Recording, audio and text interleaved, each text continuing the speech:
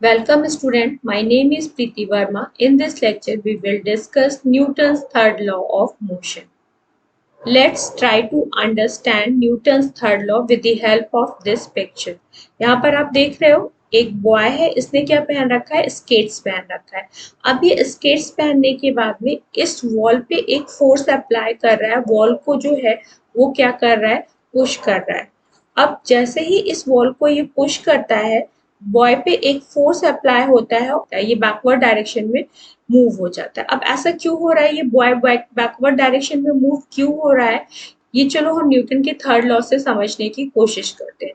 Newton third law में क्या बोलते हैं, जब भी कोई बॉडी किसी दूसरी बॉडी पे कोई फोर्स एक्सर्ट करती है तो जो सेकंड बॉडी है वो अपोजिट फोर्स जो है वो फर्स्ट बॉडी पे क्या करती है, एक्सर्ट करती है। दैट मीन्स जो फोर्स का अमाउंट होगा वो इक्वल होगा, बट अपोजिट फोर्स जो है वो फर्स्ट सेकंड बॉडी पे एक्सर्ट। तो अब आपको समझ में आ रहा होगा ये बॉय पीछे की तरफ बैकवर्ड डायरेक्शन में क्यों मूव कर रहा है, क्योंकि इसने जो फोर्स है वो वॉल पे फोर्स लगाया है, तो वॉल जो है वो equal amount of opposite forces boy पे भी एक्सर्ट करेगा। इसकी वजह से बॉय जो होगा वो बैकवर्ड डायरेक्शन में मूव हो जाएगा।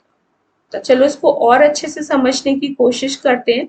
यहाँ पर हमारे पास टू स्प्रिंग है, स्प्रिंग ए और बी। बोथ स्प्रिंग्स जो है वो आपके क्या है, बैलेंस स्प्रिंग है।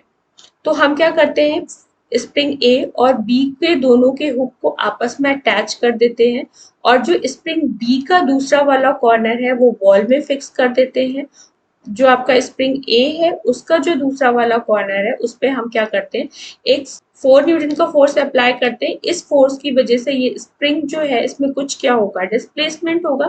अब ध्यान से देखो, जो आपका स्प्रिंग ए है और स्प्रिंग बी है, दोनों में जो डिस्प्लेसमेंट हो रहा है वो क्या हो रहा है, सेम अमाउंट हो रहा है। इस वाले सेकंड में क्यों हो रहा है, क्योंकि जितना फोर्स हम स्प्रिंग ए पे एक्सर्ट कर रहे हैं उतना ही वॉल जो है वो स्प्रिंग बी पे जो है वो फोर्स क्या कर रही है, एक्सर्ट करी। बस ओनली डिफरेंस क्या है कि जो ये फोर्स है इसकी डायरेक्शन जो है वो क्या है, डिफरेंट है। तो दैट मीन्स जो फर्स्ट ऑब्जेक्ट फोर्स लगाता है उस फोर्स को हम क्या बोलते हैं, एक्शन फोर्स बोलते हैं, और उसके रिस्पेक्ट में जो दूसरा ऑब्जेक्ट फोर्स लगाता है उस फोर्स को हम क्या बोलते हैं, रिएक्शन फोर्स। रिएक्शन फोर्स जो है वो अमाउंट में एक्शन फोर्स के हमेशा इक्वल होगा, लेकिन जो उसकी डायरेक्शन होगी वो जस्ट क्या होगी, अपोजिट। न्यूटन ने फाइनली क्या बोला, to every action there is an equal and opposite reaction. जब भी हम किसी ऑब्जेक्ट पे एक्शन फोर्स लगाएंगे, ऑब्जेक्ट जो है वो बदले में एक रिएक्शन फोर्स एक्सर्ट करेगा, और वो जो रिएक्शन फोर्स होगा वो अमाउंट पे इक्वल होगा, बट डायरेक्शन में जो क्या होगा वो अपोजिट होगा। हमारे पास यहाँ पर बहुत सारे एग्जाम्पल हैं। फर्स्ट एग्जाम्पल देखते हैं। फर्स्ट पिक्चर को देखो, ये गर्ल रन करते हुए जाती है और एक फोर्स जो है इस बॉय पे अप्लाई करती है। जैसे ये फोर्स बॉय पे अप्लाई करती है, उसके रिएक्शन, उसका जो रिएक्शन फोर्स है वो बॉय के थ्रू किस पे अप्लाई हो रहा है, इस गर्ल पे अप्लाई हो रहा है, और वो गर्ल क्या हो जा रही है, गिर जा रही है। सेकेंड पिक्चर में क्या हो रहा है, ये जो बॉय है ये क्या कर रहा है, सिलेंडर के थ्रू गैस को क्या कर रहा है, रिलीज कर रहा है फॉरवर्ड डायरेक्शन में। बदले में गैस जो है वो रिएक्शन फोर्स इस बॉय पे लगा रही है, और उसके बदले में इसका जो मोशन हो रहा है वो क्या हो रहा है, बैकवर्ड डायरेक्शन में हो रहा है। सेम यहाँ पे कुछ ऐसा हो रहा है। यहाँ पर ये जो पर्सन है ये फायर कर रहा है, दैट मीन्स गन के थ्रू बुलेट पे एक्शन फोर्स अप्लाई कर रहा है, और जो बुलेट जो है वो बदले में गन पे क्या कर रही है, रिएक्शन फोर्स अप्लाई कर रही है। तो ये अवेयर नहीं है, गन के रिकॉइल की वजह से इसको क्या हो जा रहा है, चोट लग जा रही है। नेक्स्ट आपके पास में क्या है, ये जो बर्ड है, आप इसको देख के क्या लग रहा है कि ये जो बर्ड है इस पे थर्ड लॉ अप्लाई हो रहा है या नहीं हो रहा है।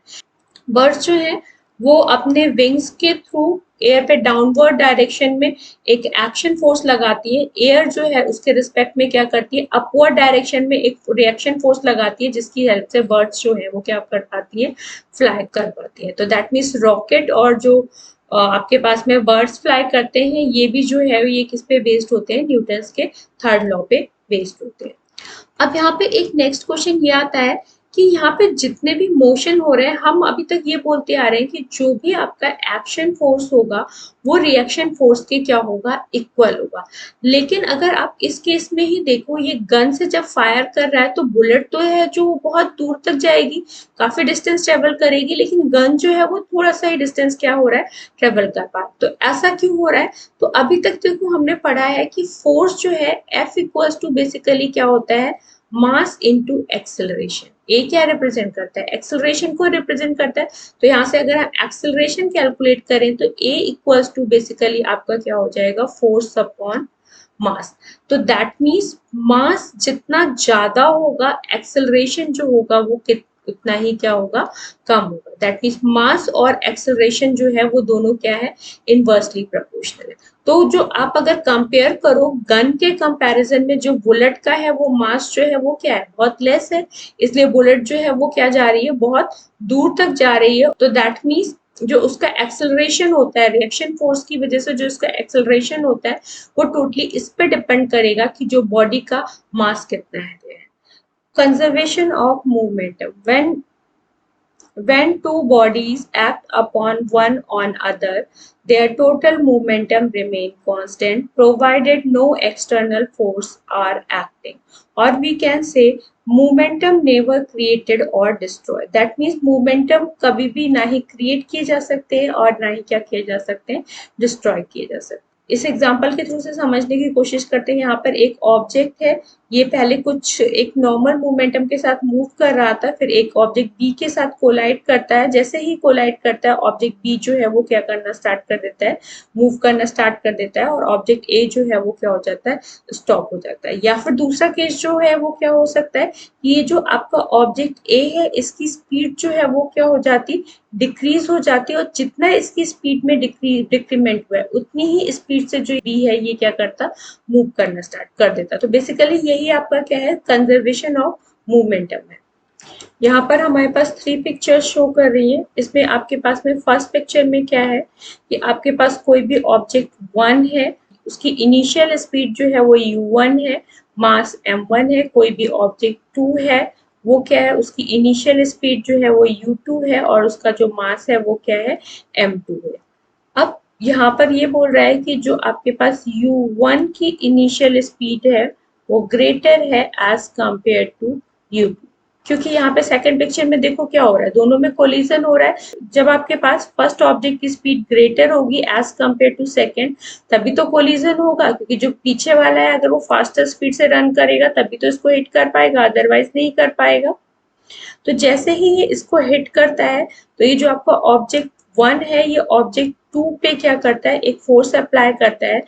ऑब्जेक्ट 2 पर अप्लाई हो रहा है इसलिए हम इसको क्या राइट कर रहे हैं, F2। और कौन कर रहा है, 1 कर रहा है, इसलिए हम इसको क्या राइट कर रहे हैं, F2 1। और जो फोर्स की डायरेक्शन होगी वो क्या होगी, इसमें होगी। सेम एज ये जो ऑब्जेक्ट 2 है ये ऑब्जेक्ट 1 पे फोर्स अप्लाई कर रहा है, और किस पे अप्लाई कर रहा है, 1 पे अप्लाई कर रहा है। कौन अप्लाई कर रहा है, 2 अप्लाई कर रहा है, इसलिए हमने इसको क्या राइट किया है, F1 2।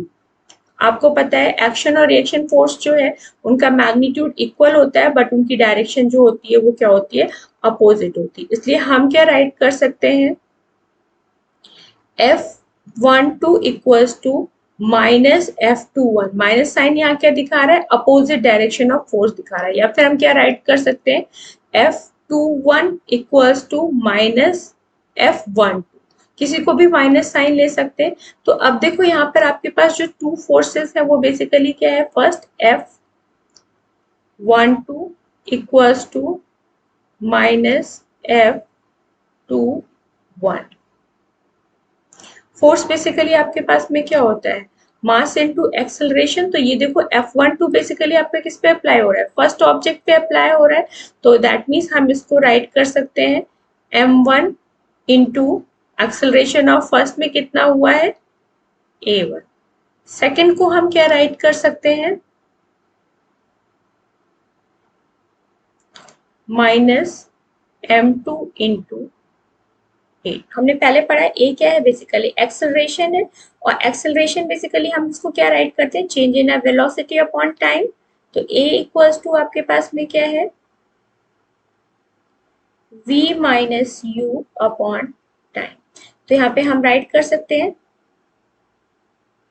m1 a1 है तो v1 minus u1 upon time t1। यहाँ पर हम क्या राइट कर सकते हैं minus m2 v2 minus u2 upon t2। अब यहाँ पर ध्यान से देखो कि जो आपका टाइम है कोलिजन का टाइम तो सेम ही होगा जब बोथ का जब इसको कोलाइड करेगा। तो यहाँ पे हम क्या कर सकते हैं t1 इक्वल्स टू t2 होगा तो इन दोनों को हम क्या कर सकते हैं कैंसिल आउट कर सकते हैं। अंदर मल्टीप्लाई करेंगे तो ये आपके पास क्या आ जाएगा m1 v1 minus m1 u1 equals to minus m2 v2 plus m2 v और u के टर्म्स जो है वो हम सेपरेट कर ले, v के टर्म्स एक साइड में कर ले और u के टर्म एक साइड में कर ले। तो हम यहाँ पे क्या लिख सकते हैं m1 v1 plus m2 v2 equals to m1 u1 plus m2 u2। अब अगर ध्यान से देखो आपके पास m1 और v1 बेसिकली क्या है फाइनल मोमेंटम ऑफ किसका है ऑब्जेक्ट 1 का। तो मोमेंटम को हम किससे रिप्रेजेंट करते हैं p से रिप्रेजेंट करते हैं स्मॉल p से। और ये आपका क्या है फाइनल मोमेंटम है इसलिए f से राइट करेंगे और किसका है ऑब्जेक्ट 1 का है। नेक्स्ट आपके पास में क्या है ये भी v2 है तो दैट मीन्स आपके पास फाइनल मोमेंटम है। तो हम मोमेंटम को किससे रिप्रेजेंट करेंगे p से रिप्रेजेंट करेंगे फाइनल है और ये आपका किसका है ऑब्जेक्ट 2 का है।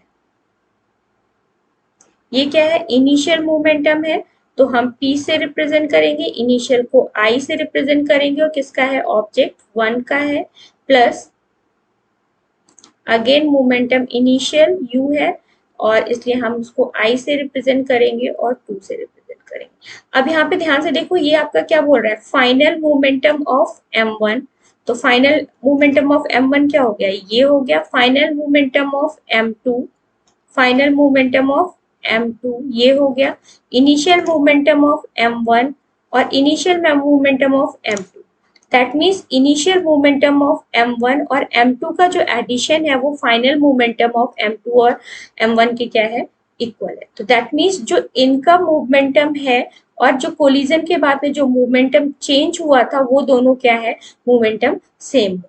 दैट मीन्स ये हमारा प्रूफ हो रहा है कि कोई भी ऑब्जेक्ट जो है उसका मोमेंटम जो है वो चेंज नहीं होगा। सो हम क्या राइट कर सकते हैं the total momentum before collision and total momentum after collision जो है होगा वो ऑब्जेक्ट का इक्वल होगा। यही हमें इसको प्रूफ करना है।